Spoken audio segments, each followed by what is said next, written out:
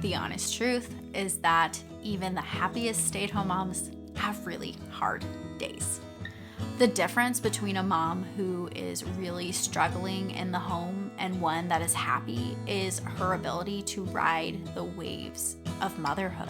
Later in this video, I'm actually going to share 7 things that I believe happy stay-at-home moms do differently, so make sure you stick around for that part of the video.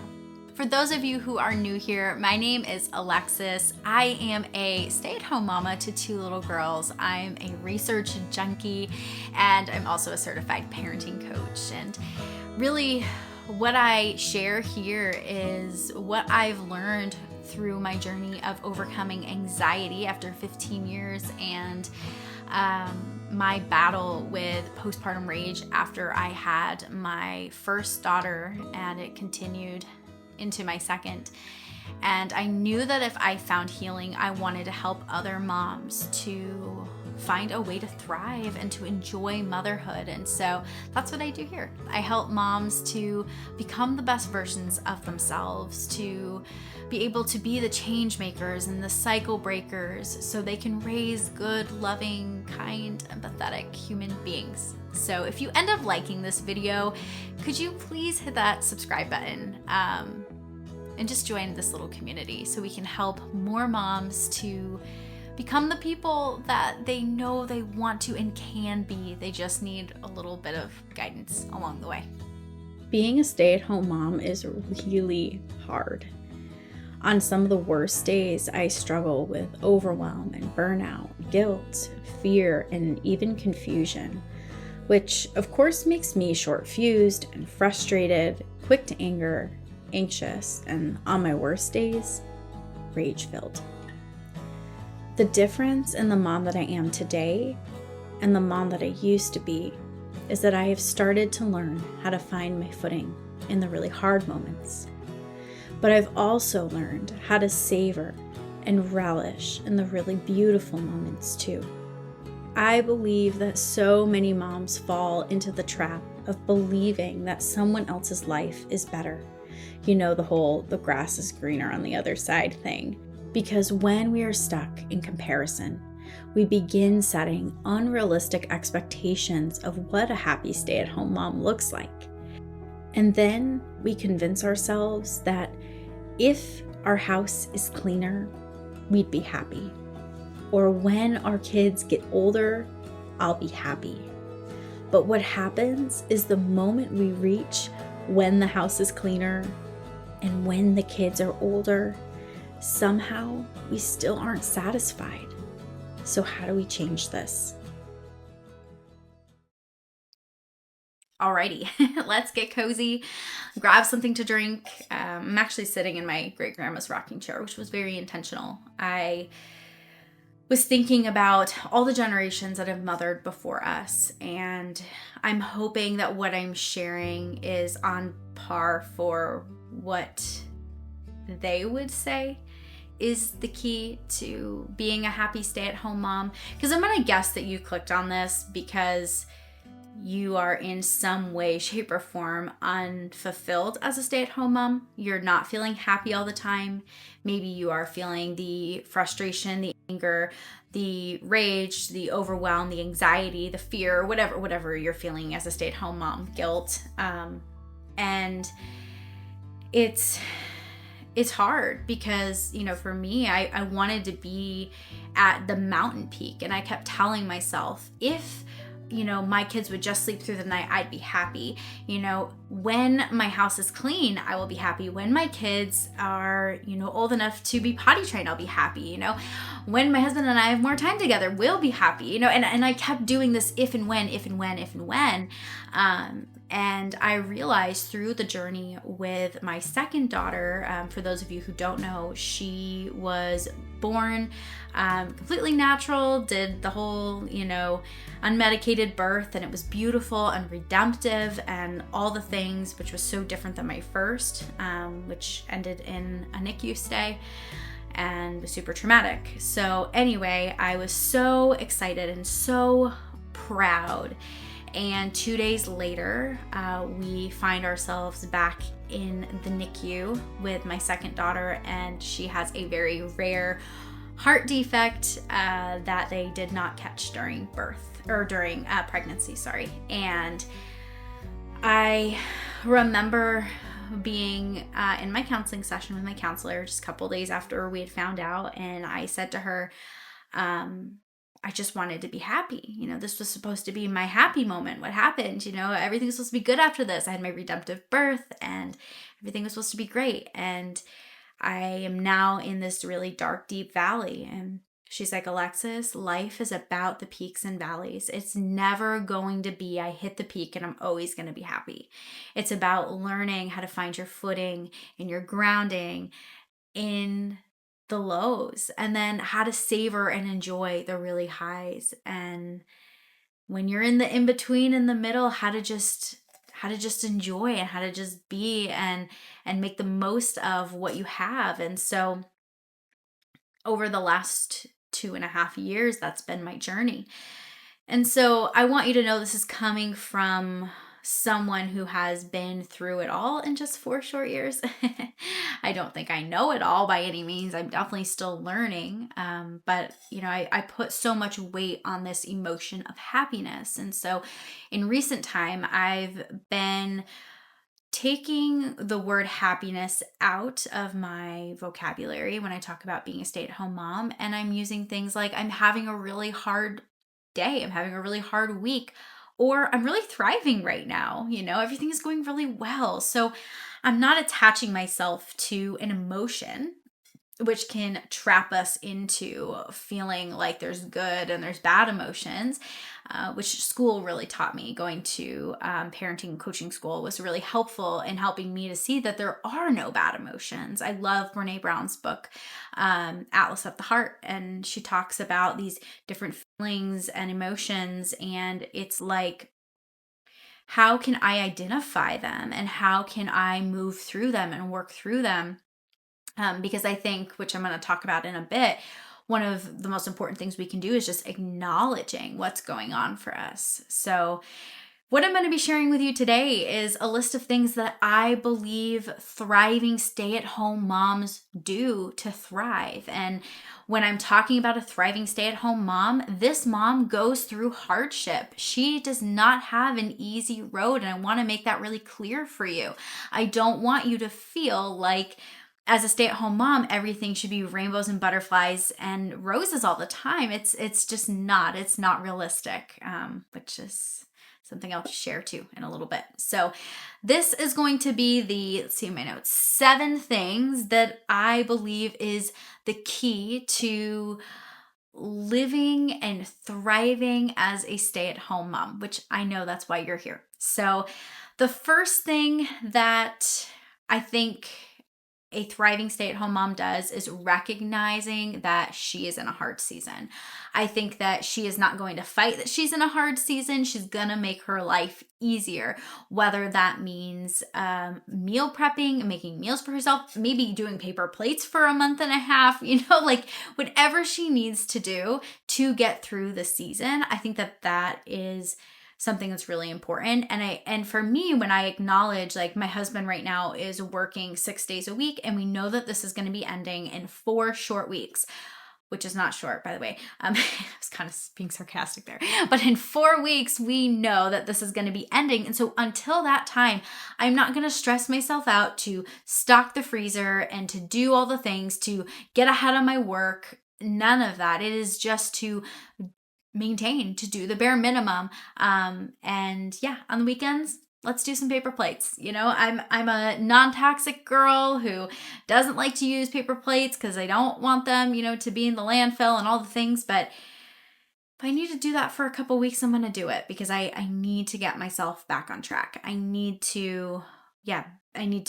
be able to thrive in this season. And for me, it's allowing myself to release some of that excess clutter. And I think that somebody who is really thriving in motherhood is able to identify the season that she's in, and she's able to take actions accordingly because she's been in this kind of season before, and she remembers what it's like, and she remembers what she did to get out of it. And that's kind of the key here. So the second thing is to evaluate your expectations. Evaluate, are your expectations realistic? I've talked about this in many of my videos, but I think that it's important that we really take a look at, are we expecting ourselves to be some Instagram, I don't even know, influencer mom life person who has a nanny, who has a cleaning person, who has all the things to make her life easier. And I will always be honest and raw with you guys here. Right now, I don't have any of that. I can't afford any of that. I can't. I can't do that. And I think that's really important to remember when we're looking at somebody's highlight reel, whether it be here on YouTube or Facebook. And I don't want this to get tied into just influencers. Let's also look at just our Facebook friends, or even just our friends at the park. You know, something that someone has said to me, a client has said to me recently, was like, you know, when I'm at the park, everybody talks so kindly to their kid. Like, I just can't always be that way. And it's like, yeah, you're seeing their best self at the park because there's other parents at the park. You're not seeing their conversation in the car. You're not seeing their conversation when it's really late at night and their kid isn't asleep. Like, you don't see that side of them. So it's really important to remember that they are human too, and that you're just not seeing that part. So yeah, I think that that's an important factor to remember when we're thinking about, you know, really becoming the best versions of ourselves, is not to compare, and to make sure that our expectations for whatever it may be, sleep, food, behavior, you know, our own expectations for ourselves, how clean our house is, how many times a week we wash our car, all of that, like, is it realistic? And is it realistic for this season? Go back to the hard thing. In this season, I'm having a really hard season. Am I going to raise my voice more and be more short-tempered? Yes, probably. And that is realistic. And there's also learning that happens within that for our kids. So don't lose sight of the whole big picture. Our kids need to see us go through these ups and downs, and we need to figure out how to model to them how to handle it, how to really ride the waves of especially the valleys.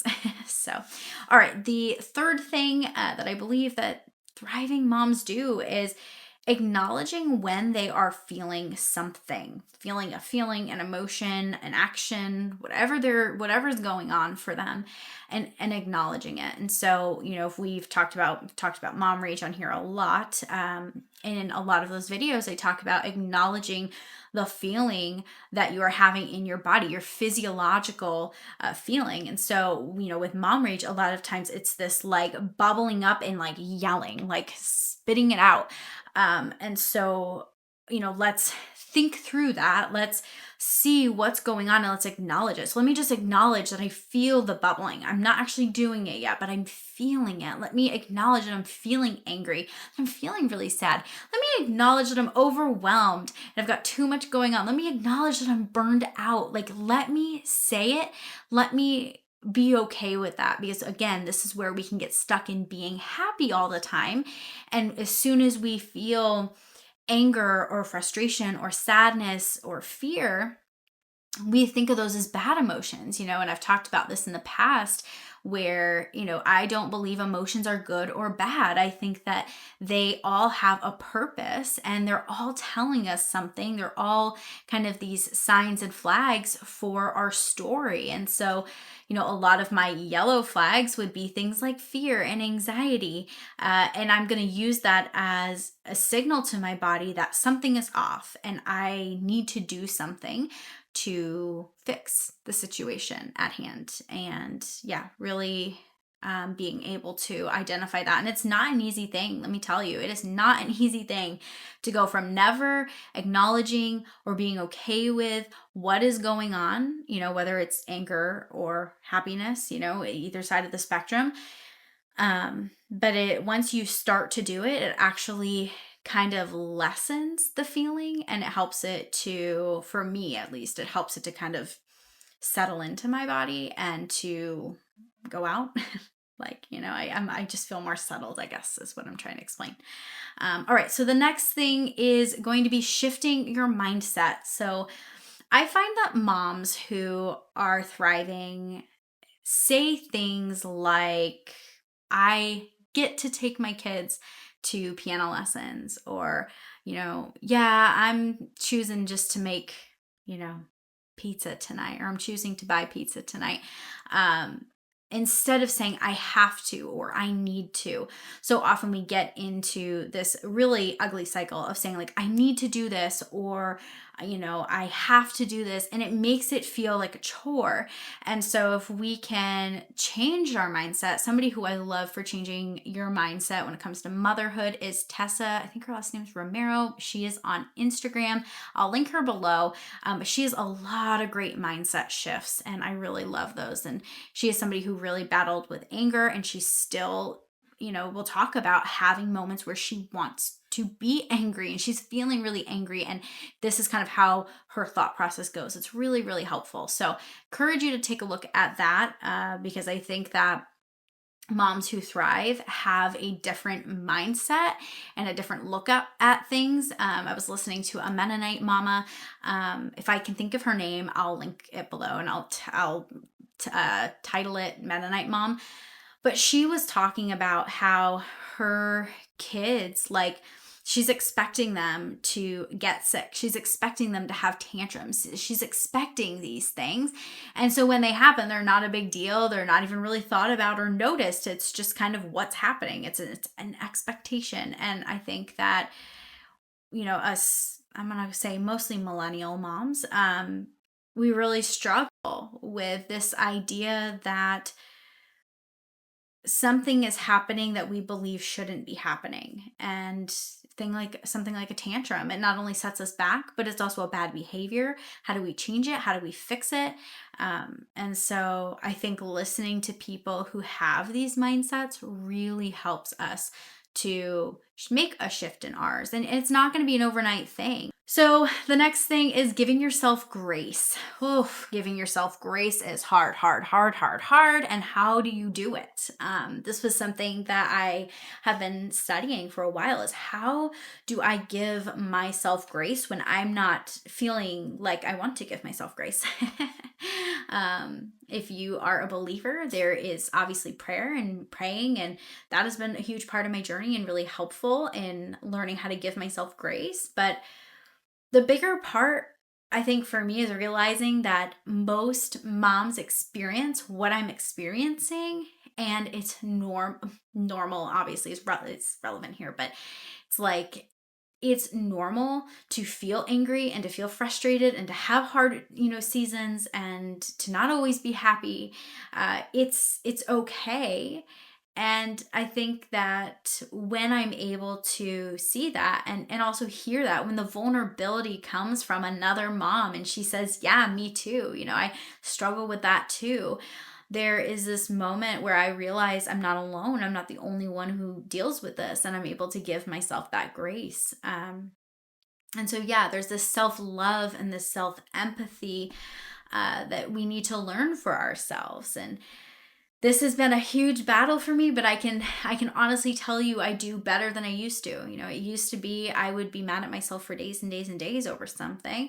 Thought punishing myself mentally would be the way to make me stop, but it wasn't. And instead now, I'm maybe hard on myself for 10 to 15 minutes after, but I'm reminded that I get a new start. I get to start fresh. My kids are forgiving, and my husband's forgiving, and most humans are forgiving, especially when we are honest and we are loving and we are open and vulnerable about what is going on and what just happened, and when we're trying to actively be different and make change. And so remembering that forgiveness for ourselves is important. Grace for ourselves and for the process is really, really important. So the next thing, I've got two more things, by the way, just so you're tracking, is not being afraid to ask for help. Oh, wait, sourdough, hang on.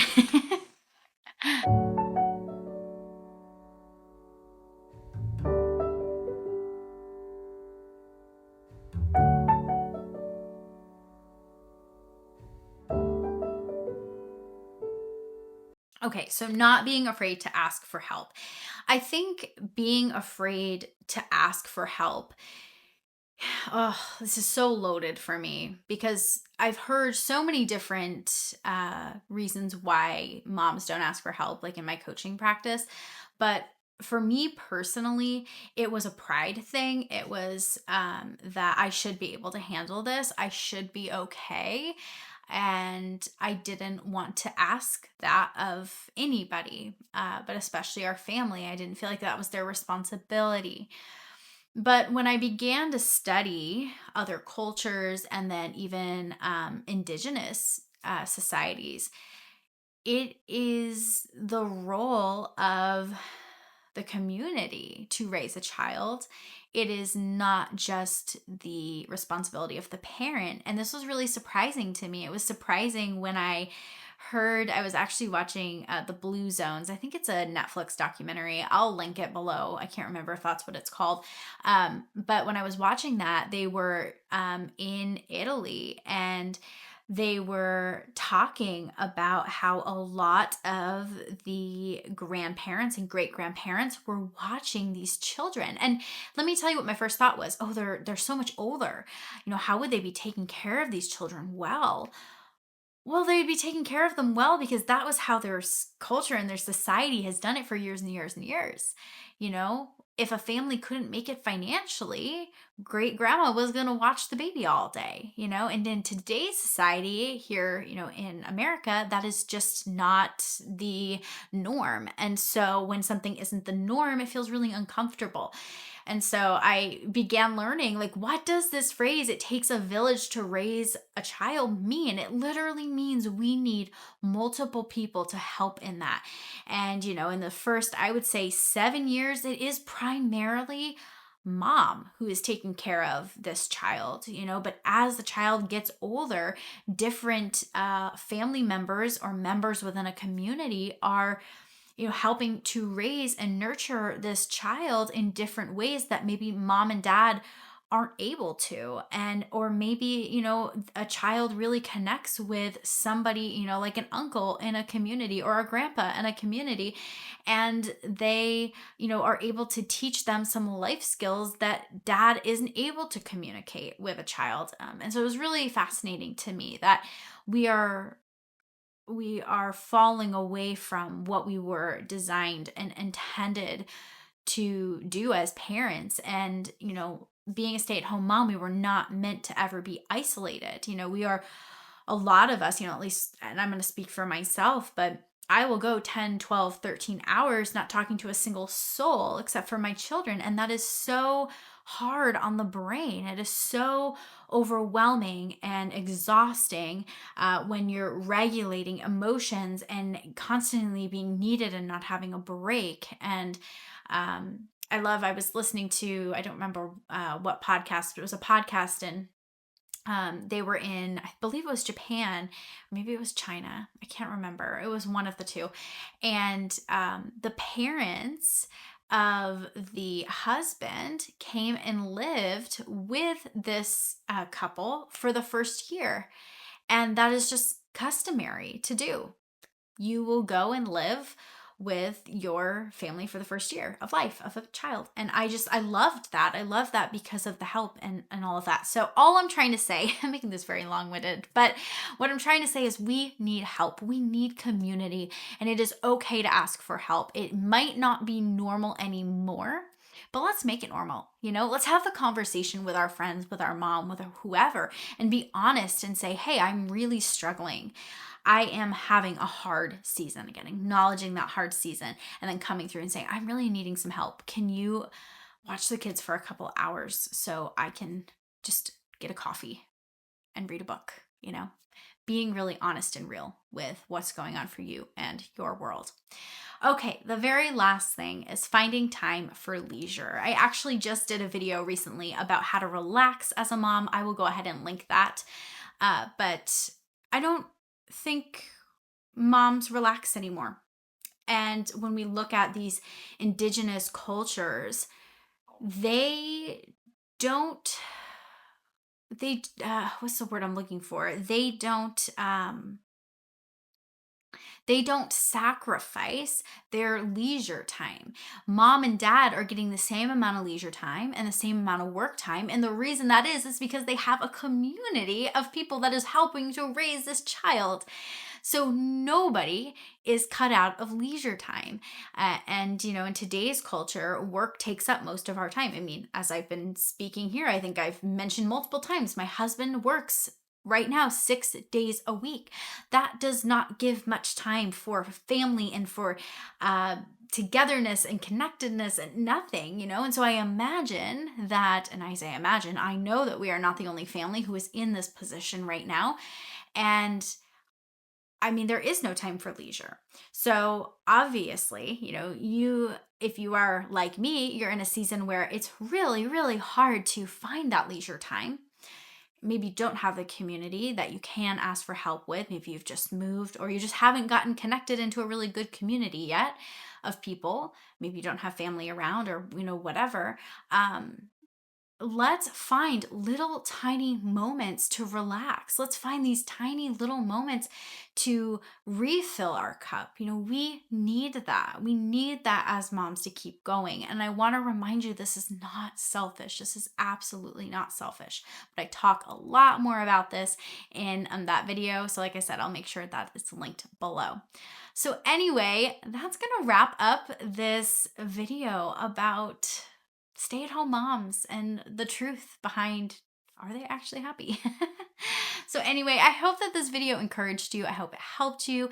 If you enjoyed it, please give it a thumbs up. Subscribe if you aren't subscribed and you want to be a part of this community. And yeah, as always, happy parenting.